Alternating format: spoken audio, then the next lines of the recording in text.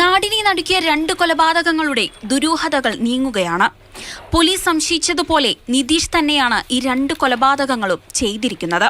ചോദ്യം ചെയ്യലിന്റെ ആദ്യ മണിക്കൂറിൽ തന്നെ പ്രതി കുറ്റം സമ്മതിച്ചു. ഞാൻ വാടകക്കാരാണെന്ന് പറയുന്നത് നമ്മൾ പല വീടുകളിലും പോയി പരിചയപ്പെടാറുണ്ടായിരുന്നു. അങ്ങനെ അവിടെ ചെന്നിട്ട് അവരെ ഇതുവരെയും കാണാൻ സാധിച്ചിട്ടില്ല.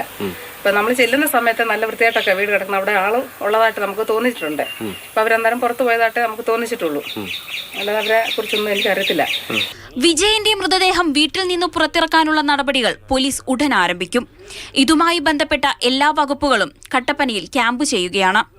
ഇന്ന് തന്നെ മൃതദേഹം പുറത്തെടുക്കാൻ കഴിയുമെന്നാണ് പോലീസ് കരുതുന്നത്. അതിനുശേഷമായിരിക്കും നവജാത ശിശുവിനെ മറവു ചെയ്ത സ്ഥലം കണ്ടെത്താനുള്ള പരിശോധന തുടങ്ങുക.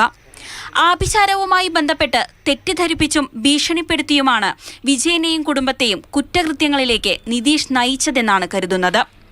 നവജാത ശിശുവിന്റെ കൊലപാതകം ആഭിചാരക്രിയയുടെ ഭാഗമാണോ എന്നും പോലീസ് പരിശോധിക്കുന്നുണ്ട്. നിതീഷിന്റെ വെളിപ്പെടുത്തലിൽ 2 കേസുകൾ പുതിയതായി പോലീസ് രജിസ്റ്റർ ചെയ്തു. മാതൃഭൂമി ന്യൂസ്, ഇടുക്കി.